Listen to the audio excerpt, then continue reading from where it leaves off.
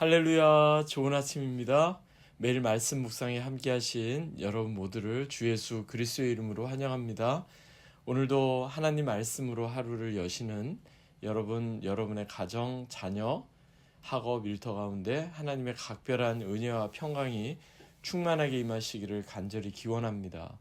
9월 11일 목요일 아침 말씀 묵상 시작하겠습니다. 오늘 우리에게 주시는 하나님의 말씀은 민수기 9장 15절부터 17절까지 말씀입니다. 하나님 말씀입니다. 성막을 세운 날에 구름이 성막 곧 증거의 장막을 덮었고 저녁이 되면 성막 위에 불 모양 같은 것이 나타나서 아침까지 이르렀으되 항상 그러하여 낮에는 구름이 그것을 덮었고 밤이면 불 모양이 있었는데 구름이 성막에서 떠오르는 때에는 이스라엘 자손이 곧 행진하였고 구름이 머무르는 곳에 이스라엘 자손이 진을 쳤으니. 아멘. 이는 우리에게 주시는 하나님의 말씀입니다. 주님 감사합니다. 본문을 중심으로 구름이 성막을 덮었고 라는 제목으로 하나님 말씀 함께 나누겠습니다. 성경에서 하나님의 영광을 여러 가지로 묘사하는데요. 가장 잘 묘사한 표현이 무엇일까? 그것은 아마도 구름이 아닌가 이렇게 생각합니다. 오늘 본문에서도 하나님의 영광을 구름으로 그렇게 묘사하고 있죠. 그래서 본문 15절, 16절을 보니까 이렇게 말씀합니다. 성막을 세운 날에 구름이 성막 곧 증거의 성막을 덮었고 저녁이 되면 성막 위에 불 모양 같은 것이 나타나서 아침까지 이르렀으되 항상 그러하여 낮에는 구름이 그것을 덮었고 밤이면 불 모양이 있었는데. 오늘 본문은 처음에 성막을 세운 날에 라는 표현으로 시작됩니다. 성막을 세운 날 언제를 뜻합니까? 연대기적으로 보면 이것은 과거로 다시 돌아가죠. 출애굽기 40장에 정확히 성막을 세웠던 그 날을 구체적으로 이렇게 표현하고 있는데 40장 34절에서 38절의 말씀이 그 내용을 구체적으로 설명합니다. 특별히 34절, 35절을 보니까 이렇게 말씀합니다. 그 후에 구름이 회막에 덮이고 여호와의 영광이 성막에 충만하매 모세가 회막에 들어갈 수 없었으니 이는 구름이 회막 위에 덮이고 여호와의 영광이 성막에 충만함이었더라. 여기서 회막, 성막 이것은 둘 다 같은 뜻입니다. 때로는 회막으로 표현할 때도 있고 또 때로는 성막으로 이렇게 표현할 때도 있습니다. 그런데 성막을 세운 날에 어떤 일이 일어납니까? 구름이 그 회막, 성막에 덮이고 여호와의 영광이 성막에 충만했다 이렇게 말씀합니다. 이때가 바로 회막을 여호와 하나님께 봉헌한 날입니다. 이스라엘 백성들이 출애굽하여 1년이라는 시간을 신의 광야에서 신의 산 앞에서 이렇게 보내면서 그들은 다른 것을 먼저 하지 않았습니다. 어떻게 하나님을 예배해야 하는지 하나님께서 명하신 대로 그 성막과 그 안에 하나님을 예배하고 제사하는 데 필요한 모든 기명들을 준비하는 시간으로 그들은 가장 첫 번째 1년을 그렇게 보냈습니다. 하나님을 예배하기 위해서 그렇게 준비했던 겁니다. 그리고 드디어 때가 되어서 이스라엘 백성들이 이제 하나님께서 명하신 대로 모든 것을 다 준비하고 그 성막을 봉헌하게 되자 성막 위로 구름이 이렇게 덮이고 여호와의 영광이 그 가운데 충만하였다 이렇게 표현하고 있습니다. 이에 대한 배경을 잠시 말씀드리면 성경적 의미에서의 영광은요, 하나님의 거부할 수 없는 임재를 뜻합니다. 그러니까 하나님의 임재가 충만하게 드러나는 그곳이 바로 하나님의 영광이 나타나는 겁니다. 여호와 하나님의 임재가 충만하고 여호와 하나님의 임재로 가득한 그곳이 바로 하나님의 영광이 나타나고 하나님께서 영광을 받으시는 곳, 그렇게 우리가 생각해 볼 수 있습니다. 그래서 예배를 드리는 이 자리가 다른 것보다도 여호와 하나님의 임재로 충만해지고 그리고 여호와 하나님의 임재로 가득 채워지게 될 때 하나님의 영광을 우리는 경험하게 되고 또한 하나님께서 영광을 받으시는 겁니다. 때로는 우리가 예배당에 함께 모이지 못하지만 하나님 앞에서 구별된 시간, 구별된 장소에서 예배 드리며 나아갈 때 그때 동일한 거부할 수 없는 그 놀라운 하나님의 임재가 충만하게 임하여서 우리 각자의 자리에서 또 예배당에서 하나님의 영광이 아름답게 드러나면 참 좋겠습니다. 그러면 이처럼 거부할 수 없는 하나님의 임재를 오늘 본문은 어떻게 표현합니까? 그리고 이 말씀을 통해 우리가 붙잡아야 할 교훈, 메시지는 무엇이 있겠습니까? 오늘 본문에서는 거부할 수 없는 하나님의 임재를 크게 두 가지로 표현하고 있죠. 첫 번째는 말씀드린 것처럼 구름으로 표현하고 있고요.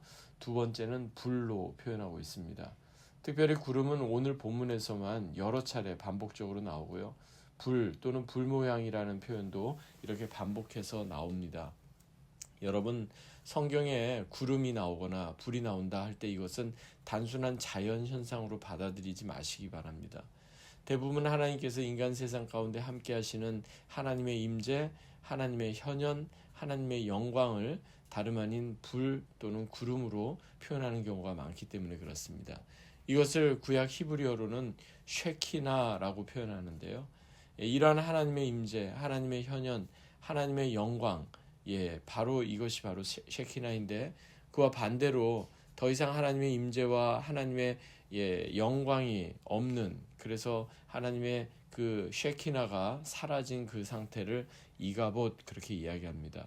제가 사무엘은 어린 나이였지만 쉐키나를 대표하는 인물이라고 말씀드리고 이가봇을 대표하는 인물은 엘리 제사장과 그의 가족들이라고 말씀드린 이유는요. 사무엘상 3장 그리고 뒤에 나와 있는 내용 때문에 그렇습니다. 사무엘상 3장에 보면 이런 말씀이 나와요. 여호와께서 그와 즉 사무엘과 함께 계셔서 그 말로 하나도 땅에 떨어지지 않게 하시니 단에서부터 브엘세바까지 온 이스라엘이 사무엘은 여호와의 선지자로 세우심을 입은 줄을 알았다. 하나님께서 함께 하심으로 인하여 비록 경험도 많지 않고 어린 사무엘이었지만 그가 온 이스라엘 가운데 여호와의 선지자로 세우심을 입었다. 다들 이렇게 인정을 하게 된 겁니다. 반면에 엘리 제사장은 어떻습니까? 오랫동안 이스라엘의 사사요 또한 제사장으로 그렇게 살았지만 그는 노년에 영적인 분별력이 어두워져만 갑니다. 육신의 눈만 어두운 게 아니라 영적인 분별력도 어두워져서 그는 하나님의 음성을 더 이상 듣지 못합니다. 결국 블레셋과의 전쟁 가운데 여호와의 법궤를 들고 전쟁터로 나갔던 엘리 제사장의 두 아들 홈리와 비느하스는 전쟁터에서 그만 죽임을 당하게 되고 법궤는 블레셋에게 빼앗기는 일이 벌어집니다. 이때 엘리 제사장의 며느리 곧 둘째 아들 비느하스의 아내가 고통 가운데 이렇게 출산을 하면서 절규하듯 이렇게 외칩니다. 그 내용이 사무엘상 4장에 나오는데 이렇게 말씀합니다. 이르기를 영광이 이스라엘에서 떠났다 하고 그 아이 이름을 이가봇이라 하였으니 하나님의 영광이 이제 이스라엘을 떠났다 말합니다. 근데 정확하게 표현하면 이스라엘을 떠난 것이 아니라 엘리 제사장과 그의 가족을 떠난 것이 된 거죠. 이처럼 하나님의 임재와 하나님의 영광의 상징이었던 구름과 불이 이스라엘 백성이 광야를 지나는 40년 동안 계속해서 그들 가운데 머물러 있었습니다.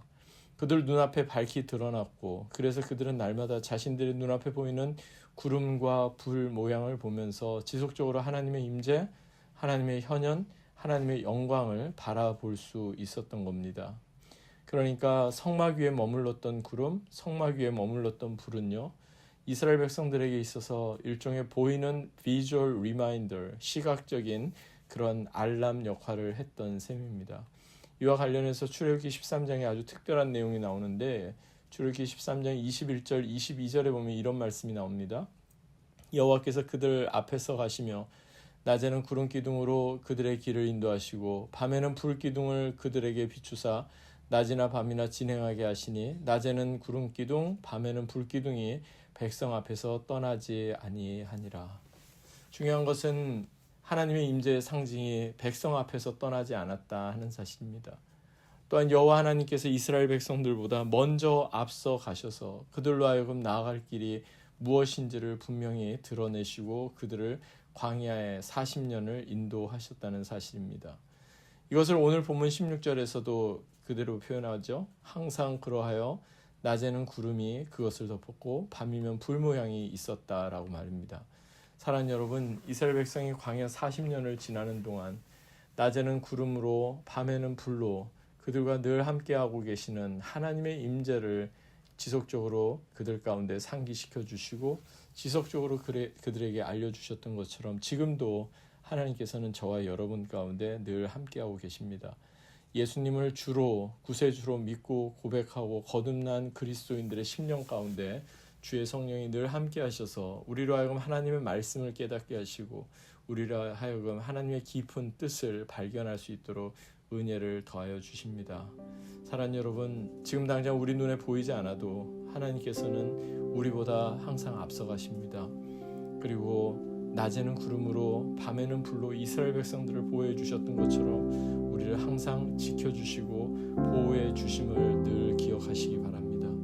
그리하여 지금 우리에게 있어서 중요한 것 다른 것보다도 하나님의 임재요 하나님의 보호하심이요 하나님의 인도하심임을 늘 인식하며 그 하나님의 말씀을 따라 순종하며 살아가십시다. 오늘 하루도 하나님 말씀을 따라 하나님의 영광을 드러내며 하나님의 임재를 경험하며 사는 귀하고 복된 하루 되시기를 주 예수 그리스도의 이름으로 간절히 축원합니다. 아멘. 기도하겠습니다. 하나님 아버지 감사합니다. 이스라엘 백성들 광야 40년을 낮에는 구름으로 밤에는 불로 주님께서 그들을 이끄시고 인도하여 주셨던 것처럼 오늘을 사는 우리에게도 날마다 함께 하시고 우리 가운데 하나님의 임재와 하나님의 인도하심을 경험케 하여 주심을 감사를 드립니다. 하나님 거부할 수 없는 그 놀라운 하나님의 임재로 인하여 우리 매일매일의 삶이 하나님께 영광을 올려드리는 귀하고 복된 삶이 되게 하여 주옵소서.